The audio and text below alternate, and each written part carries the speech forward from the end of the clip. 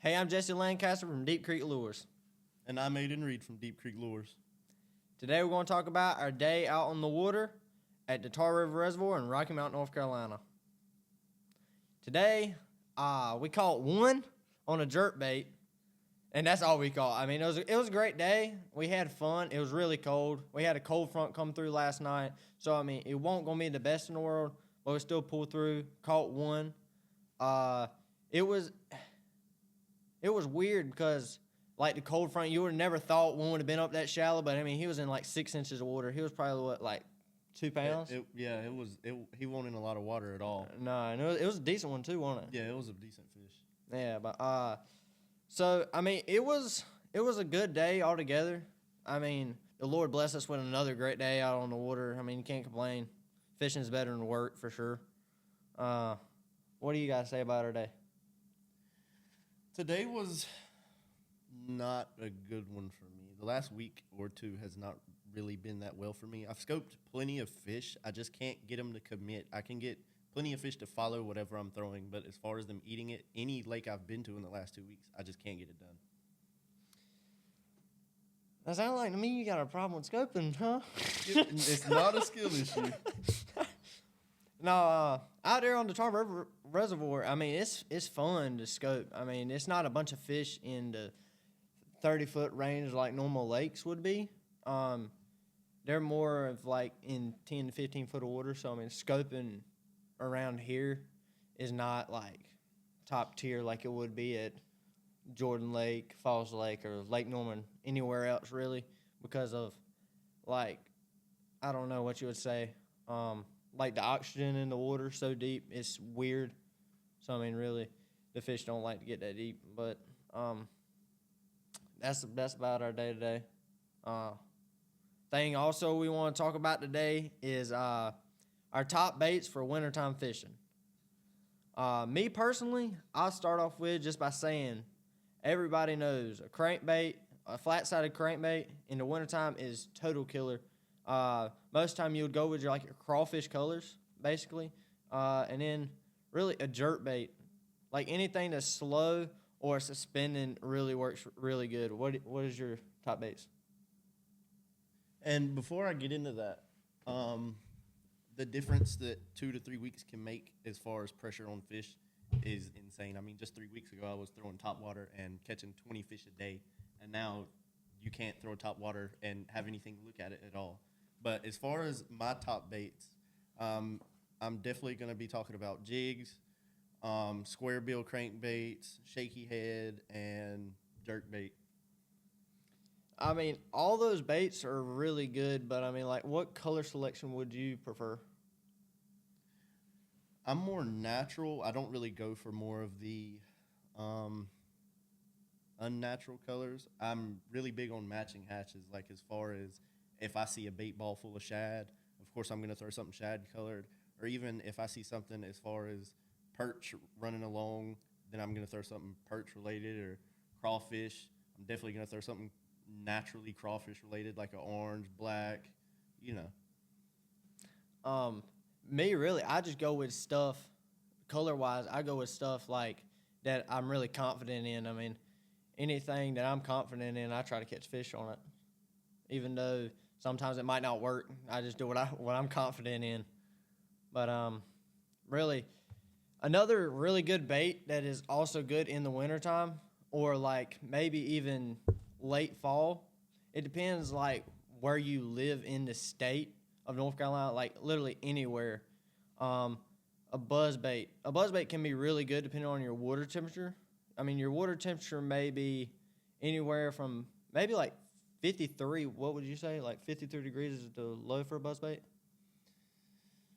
For a buzzbait, yeah, around that 53, 55 area. I mean, like, honestly, with it being in 53 to 55, I've always had better success of catching bigger ones. Bigger ones are what you go for. And really, a buzz bait in, like, late fall, early winter, and your water's in 55, really make sure you throw a buzz bait because Me personally, I've been catching like 6 pounders when it's like 55-degree water temperature on a buzz bait. But anything higher, like weights start going down, the higher the water temperature gets for some reason. But it's always in that 53, like you said, to 55-degree range where it's always worked for big fish. What about you? Like, what are you catch big fish in like early fall, late winter? For big fish, early fall, late winter, or late fall, early winter, I'm definitely going a jig or a crankbait. Those have been my best options.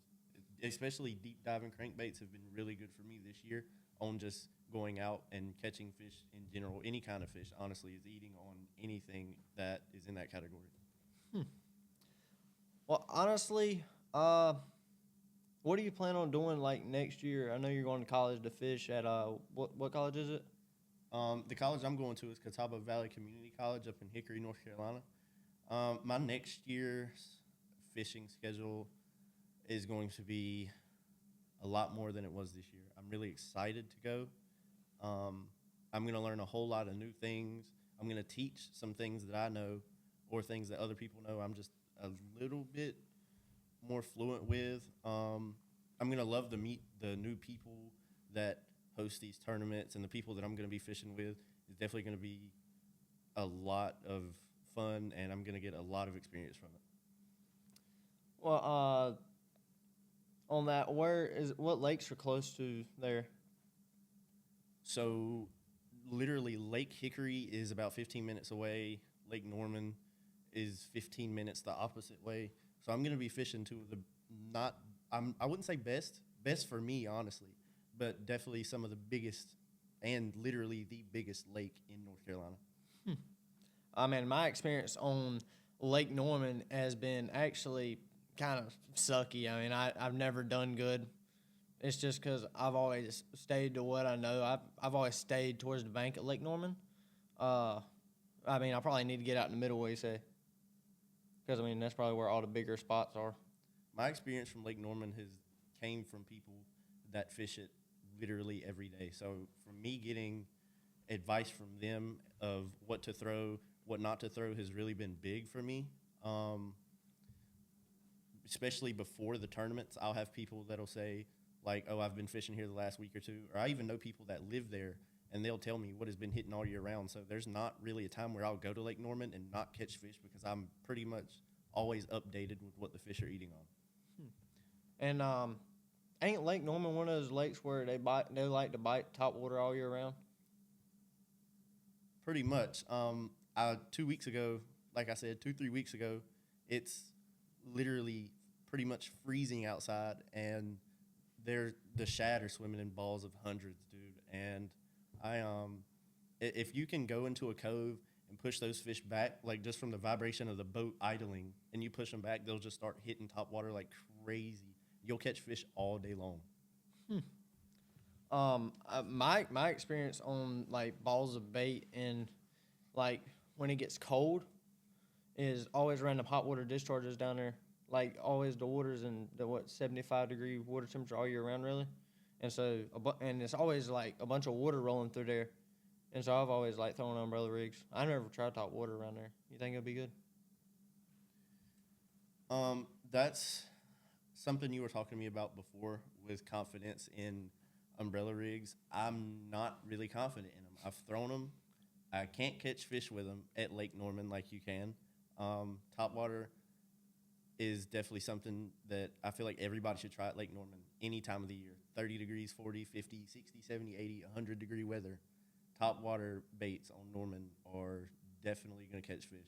But as far as fishing the hot water discharge, I haven't really ever made it that far, only because anywhere else on the lake, I have fish eating whatever I'm throwing. I mean, all my success has been around a hot water discharge, but I ain't never really tried it anywhere else. Really, like, have you ever fished Lake Hickory? I was supposed to, but I never got around to it. I picked Lake Norman instead. Oh. Well, I know some boys that fish Lake Hickory. They said it was actually pretty good. I think I went out of state that year they went. I was in Alabama, I think, to fish. It wasn't too bad in Alabama. But you ever been out there? Where? Alabama. No, I've never fished Alabama. I really haven't been out of North Carolina yet. That's another reason next year is going to be really big for me because I'm going to experience fishing in states that I've never been in, never thought about experiencing.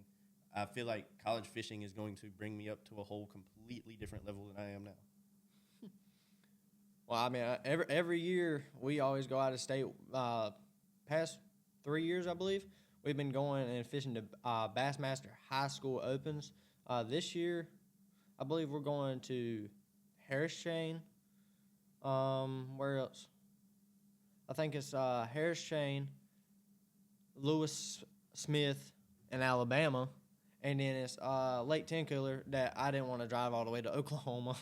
Anyway, that'd be way too much. I think it's like 18 hours from North Carolina. But and then the next one is Kerr Lake. Kerr Lake is literally like 45 minutes from my house right now. And I fish there almost probably 6 times a year.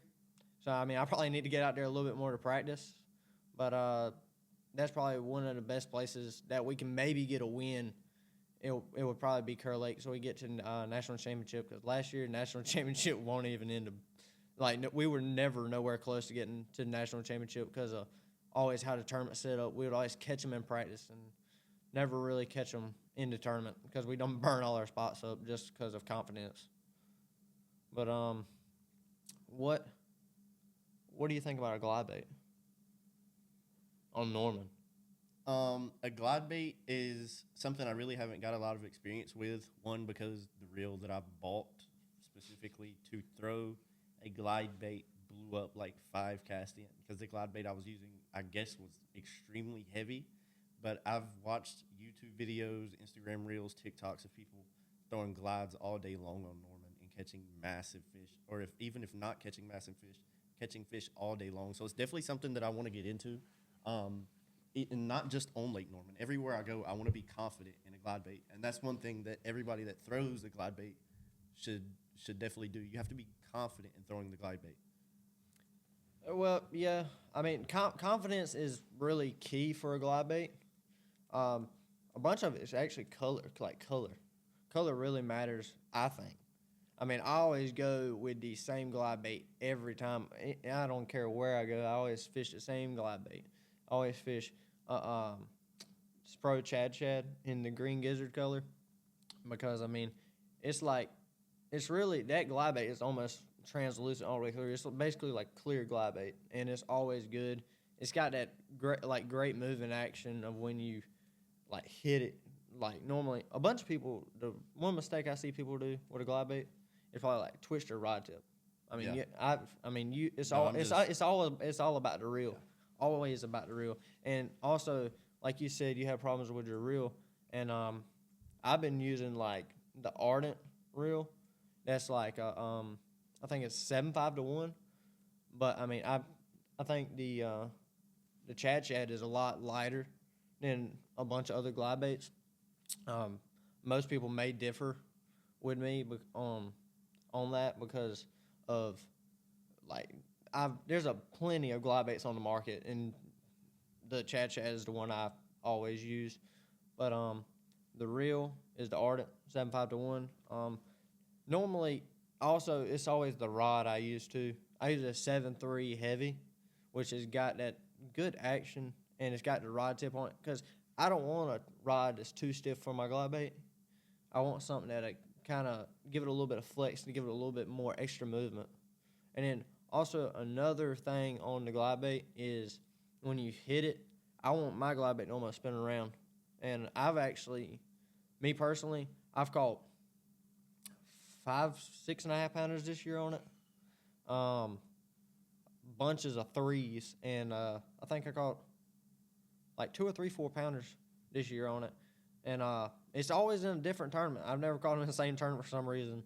It's just never set up for me that way. But that's really all I got for a glide bait. What do you got?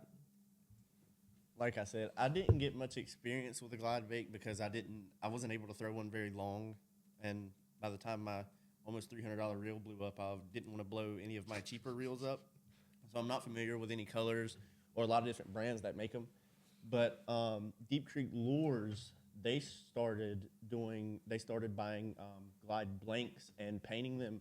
And I've been in the shop and I've looked at some of them, and as far as I can tell, all of them are definitely, there's a color for pretty much every lake, every river, as far as matching hatches, like I said before. But I'd love to get into it more than I am. It costs a lot of money to just get a glide bait set up. But as far as my rod, I'm using I want to say it's a extra heavy 711 Alabama rig Cashion Icon rod. And for the little bit of time that I was throwing one, it's probably the best option, I'd say. Especially for me, I'm taller, I have longer arms than you. So a lot of the shorter rods won't really work for me as well. And I use pretty much longer rods for everything. Even a shaky head, I'm using long rods. Everything I'm using long rods because of how long my arms are. Long rods. I mean, I can't stand a short rod. I mean, short rods just ain't my thing. I don't care how short I am, how short my arms are. I gotta have that long rod. All that power behind that rod of being 7, 8 foot long. I mean, it's so much stiffness or power behind that rod, and you got so much leverage that not even like a 6 foot rod is not perfect for a glide bait. I mean, me personally, I always want a long rod. I don't care what I'm fishing. For anywhere from a crank, like deep diving crankbaits, I might even have my 9 foot rod out there. I don't care. I want something long, and also something about a long rod is I believe you get more casting distance, right? I mean, I believe you would get way more casting distance out of a longer rod than you would any shorter rod. Or sometimes may even be like the eyes on your rod. A bunch of bigger rods come with, like the 8 foot long rods come with great big eyes. But if you can find that one that's got them real small eyes, I mean, it'll blow you out of the water of how much better it would be to cast a lot easier, and also your reel. I go a lot with the Cast King Speed Demon. It's a 10-5-1. Nobody that I know of on the market makes any higher gear ratio reel than a 10-5-1. I mean, it's crazy of how much like line every time you move that reel on that big rod. It's crazy how much line you will move and bring in.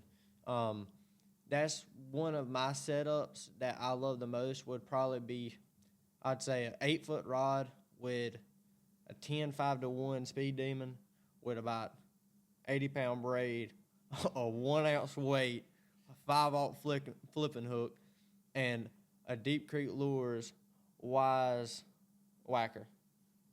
And probably the black and blue. Because, I mean, like, I don't care where I'm fishing. I don't care if we got grass. Like, down east in the Albemarle Sound, there's so many cypress trees that 1 ounce weight, I know people might say, well, that's not thick enough cover for a 1 ounce weight. But, I mean, for some reason, it just like the reaction that the bass have to it. They get it a lot better. They don't get it on the outside of their face or anything like that. They get it way down deep how I like it. You know, I mean, it's something about a 1 ounce weight that gives me so much confidence. And, I mean, that's probably one of my, like, favorite thing to do is probably flipping. I don't care where I'm at. You'll always see me have a flipping rod on my deck. What is like one rod you would have on your deck? So I have two things to talk about. One of them is definitely going to be heavy weights that you said you're really confident in, and then a rod that I'm always going to have on my deck. But before I say that, how you were talking about small eyes, this is the cranking rod from Cashion, and these are the smaller eyes that he was talking about. And as far as you get extreme, it's a huge difference in casting distance, even accuracy. The accuracy with having a rod with smaller eyes is insane. But as far as a rod that I am definitely going to have on my deck is definitely going to be a cranking rod. I am extremely confident in cranking, especially in the season that we're in and about to enter. Cranking is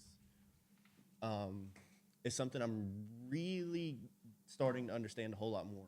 And a lot of people, especially newer people or people that aren't new to it or whatever, a lot of people won't crank because they think it's really the hardest thing that they've ever done. I started cranking last winter, and I do think it's one of my best attributes as far as fishing. Cranking is so simple, and honestly, for a beginner or anybody that's been fishing for years, but you just have not been confident enough to throw a crankbait, I definitely think that should be on the list. What would be like your like top crankbait that you would prefer for somebody to throw? If you are just now getting into a crankbait, try to stay away from something that dives too deep because when you first start cranking, you're not necessarily going to understand it. So you're going to throw shallow or even at wood, which is fine, but you have to understand the differences in crankbaits. You have to understand the different bills, square bill, round bill, and how deep the deep divers can go. You have to understand that you're not going to throw a deep crankbait in 2-3 foot of water, especially when it's supposed to go 8 to 10 feet deep. Yeah. So if you're going to just now start cranking, I think a square bill is the best thing you could do. A square bill, it bounces off a cover really good. Honestly, it probably does best around rocks, wood. Really, a bunch of cover is what that square bill is used for. Really, color selection really don't matter. Starting off, like, if you're just getting into fishing or anything, stick with what you're confident with. I mean, you would agree with that, right? I mean, stick with what you're confident with, and then once you get used to it, you go to something that you want to match the hatch like you like to do. Like, I mean, I know you've probably been fishing for a while, and you getting into it how you want to because you're going to go to college to fish. I mean, you gotta fish to win, and you want to match that hatch just like me. I mean, I might fish with my confident baits, but sometimes those fish are telling me something different. Like like if I catch a 4-pounder and I look in the live well, he spit off crawfish. I mean, I know I take that crawfish out, Oh, and yeah. I match the hatch for that thing because I want to catch another 4-pounder. Yeah, I would definitely. And I've seen that. I've caught fish and they're spitting up shad or crawfish. And if I see that, I'm throwing the exact color, exact everything of what that fish ate, especially in that area. Say if you're fishing a really big river or a really big lake, let's say there's 6 different areas on this lake or whatever. Those 6 areas, each area of fish is more than likely going to be eating something different. So if you're in this area, you just caught a fish and you see him spit up a shad or a crawfish, then throw that shad or crawfish as far as matching something. So like a Damiki rig or a jig, those are perfect. And as far as like I was saying before about the crankbaits, I'm gonna say this because I was stuck on this for a while. If you feel like you're good at something but you're too scared to try something else, you're going to see yourself slowly you're going to get stuck.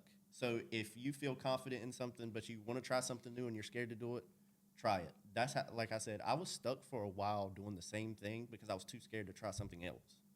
And how do you feel about that? Is there something that you are doing that you want to learn but you're too, like, you're not confident enough to try it?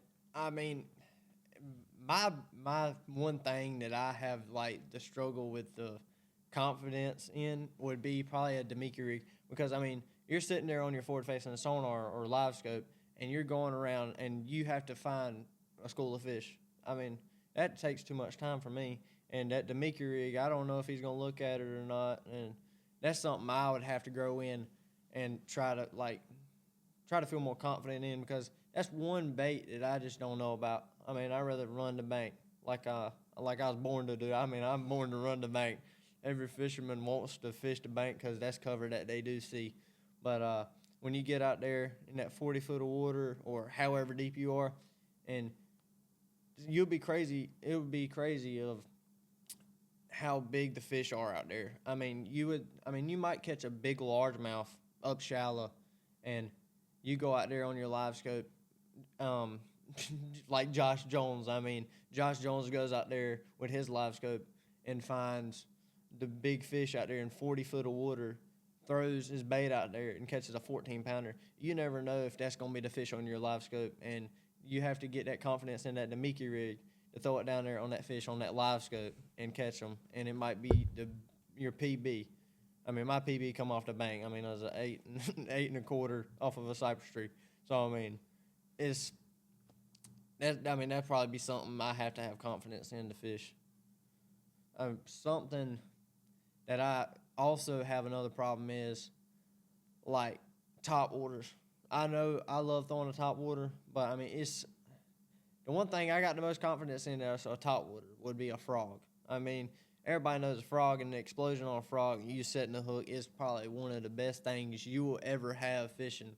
Like anything else, it's weird because like a whopper popper or a walking bait, I mean, it's something I don't have confidence in. But like my partner I fish with, that's why I let him do, and that's how we work as a team. That's how we do better. Is I fish slower. I like to fish more finesse stuff or like glide bait, umbrella rig. My partner can't fish a glide bait or umbrella rig. I mean, he's only like 5'1". I mean, he's tiny. You know what I mean? He can't have all those big rods like I like to throw, and that's why I leave him with that shorter rod to fish a little bit smaller stuff and like top waters. And that's why I leave up to him. And also the frog. I have to fish the frog because of that big rod and setting the hook, and casting distance, and them big grass mats when they're way back up in there. That's what I have to. That's where I shine the most is some things that my partner can't do, and that's why we work so good together. We might not find a fish at the end of the day on the tournament, but we're always going to be a good team. And have you ever fished with a partner? Like you have partners to fish with? Yeah, I've had plenty of them this year. I haven't been really much of a main angler at all. My boat situation is rough, and they are not cheap at all. It's hard to come across them, honestly. But I've fished with some really great guys that have taught me some really good things that I still do pretty much every day.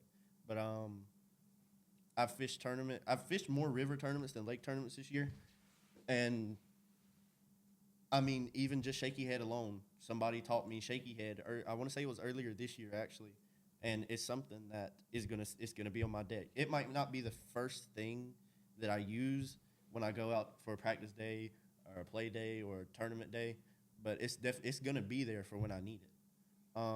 And going back to not confidence baits that I see a lot of people use, but I'm really not much of touching, is a spinner bait.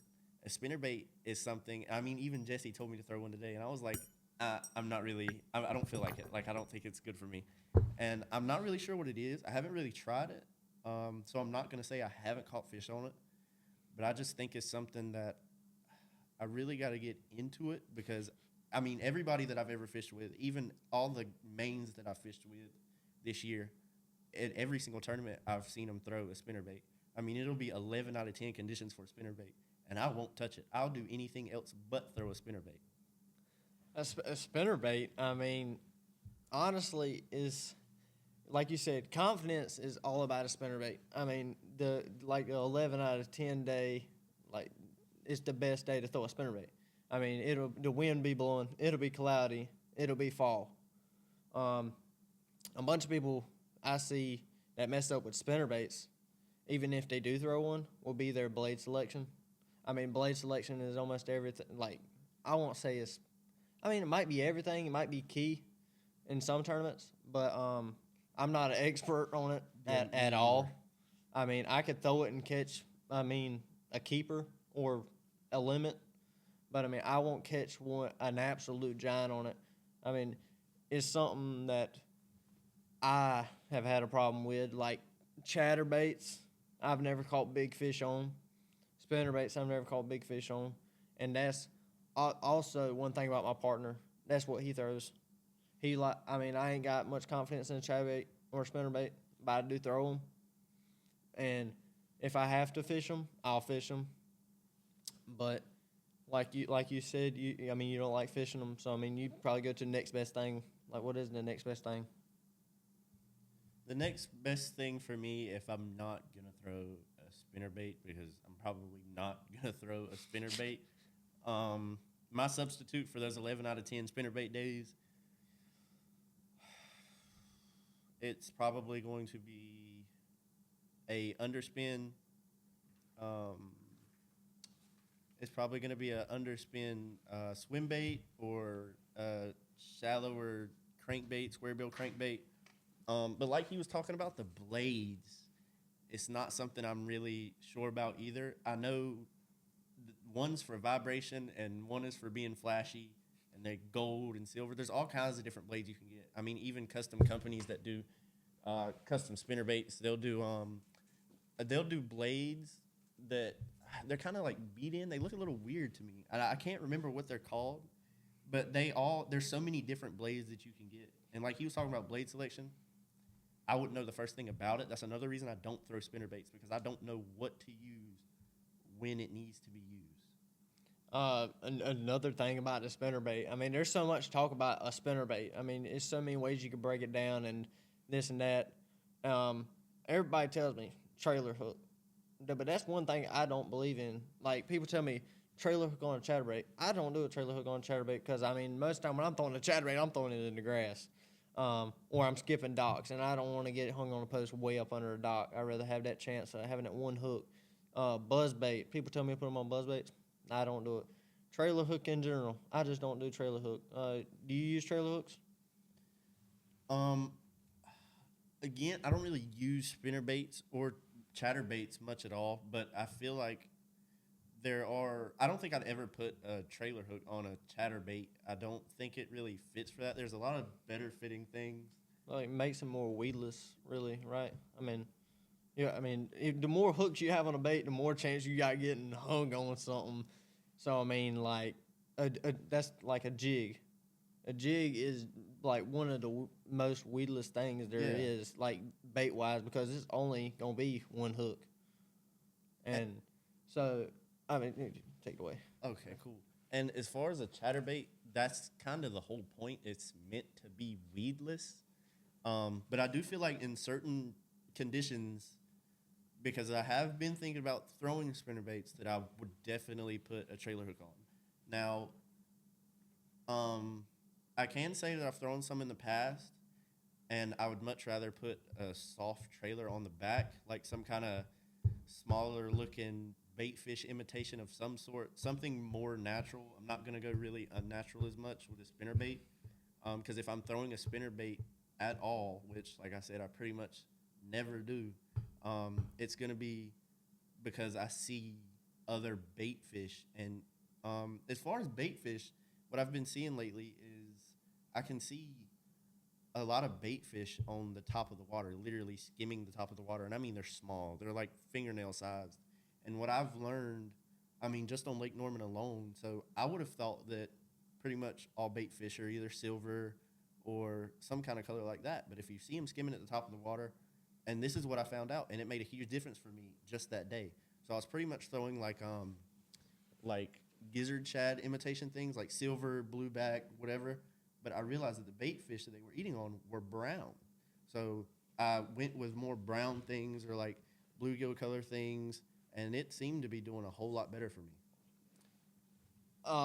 Like matching, you're matching the hatch. I mean, always when I'm chasing minnows on top, normally, I mean, if you look over your scope, there will be fish under them, and the fish that blow up on them, there might be a dead one still sitting to the side. So I mean, when I'm driving by, I mean, I try grabbing one up and try to grab 'em, match it with a crankbait, spinner bait, or even my fluke on my Demiki rig, or anything. Another bait for like minnows or really anything would be a spoon, right? You fish a spoon much? I don't fish spoons much, but I don't think it's a bad idea at all. I do think that if it came down to it, that is something that I feel I could be confident in. I've been thinking about it a lot lately. I just don't really have the right setup for it at the moment. But I mean, I've been in plenty of situations recently where I wouldn't mind throwing a spoon. Like most spoons, they only come in basically, like, it depends what spoon you buy. Probably one of the best spoons that I know of, and the one I use the most would probably be a Cotton Cordell spoon. And I think they only come in like one color. I mean, it's just straight up chrome. And chrome really, Spider Bass go crazy for chrome color or anything. And that's only the one thing, a spoon, I only use it for Spider Bass. I don't fish it for largemouth. I mean, people catch giants on a spoon, and I tried it. I can't catch nothing on a spoon. The only thing I can catch on a spoon is a spotted bass. But I mean, I might catch a 2-3 pound spot on a spoon, and a 2-3 pound spot is actually pretty nice in North Carolina. Won't you say? Yeah, that's good. Yeah. That's good. But one thing I will throw a spoon in the saltwater. Saltwater? If I'm saltwater fishing, I will throw a spoon. A spoon. Yeah. For what? Everything. Everything. Everything. They go crazy for it. They will go crazy for it. I will throw a spoon in saltwater. Tarpon. Like we were talking about today, a tarpon. Man, we got to get on that. Tarpon, they're so big that they don't realize that basically anything that touches the water, they're going to bite at because they can't see it. They're so big. Like if you have a 150-pound fish, if you have a fish the size of this table, and you have a bait fish or literally anything this big, it can't tell what it is, so it's going to eat it. It doesn't really matter what you throw. I threw pretty much some of everything, but one thing that I did find with tarpon is voodoo shrimp. Voodoo shrimp is a monster in saltwater. Even when I came back to North Carolina from Florida from tarpon fishing. Oh, yeah. Because that's the first time I ever really did artificial saltwater fishing was when I went to Florida. But I came back, and, I mean, I was catching flounder, trout, lizard fish, which isn't really a trophy. People don't talk about that. But, I mean, there was all kind of species I was catching off just the voodoo shrimp. Yeah, the voodoo shrimp's crazy. I mean, we go down there to Bellhaven, and we'll be throwing that voodoo shrimp on a popping cork, and I mean we'll catch absolute giant trout. We'll catch redfish. I think I caught a 25-inch redfish on the voodoo, and my brother caught a 20-inch flounder on the voodoo shrimp on the popping cork. Now a popping cork with the voodoo shrimp is probably like top tier for saltwater fish. Yeah, no, it's like good. a must-have. A popping cork with like a shrimp on it is a must-have for when you go saltwater fishing. My dad personally, he goes all the time. I mean, he tries to go down there every weekend to go saltwater fishing. And I'm like, I want a bass fish. He's like, I want a saltwater fish. So, I mean, we go our separate ways. I mean, I'm getting older, so he lets me stay at the house. I go bass fishing. He goes saltwater fishing. And the other week, the only time I never go with him, he said, yeah, we probably caught 200 trout. I'm like, what in the world? And then the day they went, and we caught them. How many days did they had? Like, what, 12? Something like that. And so, I mean, it depends on your day what you have. Like, the day they caught 200, I mean, they hit it dead on. But, I mean, like today, it might not have been a great day, but, I mean, they still caught fish. And actually, they said it's all in one spot. I mean, That's pretty much how saltwater fishing is. Saltwater fishing. They're just like bass in a river. I mean, they'll be in the same spot a bunch. Like Roanoke River is in the summertime. The current when we have a big rain or something, the water from all the lakes in Roanoke will come down like Gaston, Kerr, and Roanoke Rapids Lake. All the water from there when they get a big rain, all the water will wash down. And once it gets to Williamston and Plymouth and Hamilton, all up in there, the water on the bank, all the crawfish, when the water rises, the crawfish will come out. And then that's like you said, matching the hatch. I match the hatch with a black and blue jig or even like a red crawfish chatterbait. And I'll throw it in there, and them fish, they'll be stacked up. I mean, I catch maybe 150 in one day, and I go back probably next week, and I'll probably catch 50. And then I catch another 100 next day after that. I mean, they'll be there when they're there. That's if we have a rain or – because if we ain't got a rain, they ain't going to be there. But that's that's the thing about river fishing. You got to have current. I mean, that's no-brainer, right? Yeah, and saltwater fishing, when I do it, it really takes me away from bass fishing. It's insane. Bass fishing is my true love, but when I hit that saltwater and I just start fishing and I start catching fish all day long, and there's a million different fish you can catch in one place. It's insane. You're crazy. You're crazy. You're crazy. No, bro. Saltwater fishing, once you get to it and you you just start catching the fish and you find out how to actually saltwater fish and you have the right gear for it, it's really fun. Like, I'll come home from saltwater fishing and I won't want to bass fish until I bass fish again. Bass fishing, it really has my heart. But going back on the voodoo shrimp, as good as it does for me in saltwater, I've been not doing it, but I want to really try and see what it'll do in freshwater. I think it'll work because, like, it would look kind of like a minnow, but at the same time, if you got it close to the bottom, it kind of look like a crawfish. I mean, I think something would eat it. I mean, spotted bass, I mean, they're dumb enough to eat Spotted bass are anything. aggressive. I mean, they're dumb enough to eat anything. Maybe up north. I mean, they got weird looking creatures up there in the water, like gobies and junk. So I mean, I think that would work up there. But I mean, we'd have to try it sometime. Yeah, shoot. Hey, y'all might need y'all might need to watch out for a video coming on the voodoo shrimp now on freshwater. What do you think? Freshwater voodoo shrimp. No, but on another topic as far as jig fishing, so when the water starts getting really cold, and this is what I've realized, and I wouldn't say this one specifically yet because it's not like extremely cold. I'll try to put that close so y'all can kind of sort of see that. Anyway, this doesn't have any kind of curly tail or any kind of anything, but it is a great natural crawfish imitation. And when you are fishing really cold water, you want to kind of slow down the action. You don't want it all twirling around or as far as my experience, I don't want it all twirling around and going all crazy. I kind of want to give it the little bit of action. And I really slow down on as much as the, like, popping action, and I'll drag it real slow, and then I'll twitch it a little bit, and then drag it real slow. But another thing that I've learned about throwing a jig is even when you just twitch your rod like that, I've learned that it's way too much. Almost, especially in cold water. For me, it's way too much. Weird.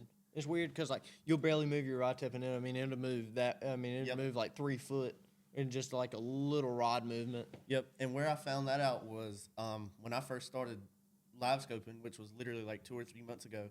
I would do that little, I'd do the little hop, and I'd watch my bait, and I'd be like, oh my God, it's going like 3 feet up.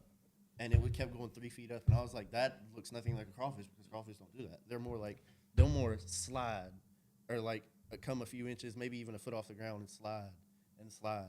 So for people that can't see their bait, obviously, it would throw you off, especially when you learn that. Because like I said, I started jigging earlier this year, and I thought I was doing perfectly fine, even though I wasn't catching fish. I thought I was doing the right thing. I was just using the wrong presentation. But that's when I realized that I was giving way too much action. So it's more of a really subtle kind of thing, especially with the popping. You want to slow it down. You kind of want to like go up and back down and up and down, because instead of it flying up, when you slowly go up with that rod, your jig, instead of flying, it's going to kind of go up and come back down and drag a little bit and go up and come back down and drag a little bit. And that's what I found out has worked for me. What's worked for me, really, I mean, you do the hopping, right? I mean, yeah, you're hopping it. I do better. I just sit there and drag that thing. Shoot, I fish it like a Carolina rig. That hopping junk just don't work for me. I sit there and hop it all day, and I won't have a bite. But if I make that one right cast and I sit there and drag it, I'd catch one. I mean, unless I got my live scope sitting on a stump, I see the fish sitting on top of the stump, I'll hop it over the stump just to, like, give it some that action. Because, I mean, you know, a crawfish might want to jump over the stump or something. I mean, do something crazy. I mean, and then also matching the hatch. A crawfish, it depends on your water color, of course. Yep. Like clear water, they're going to be like a green pumpkin with a little bit of orange bottom, kind of like the one you had right there. Mm-hmm.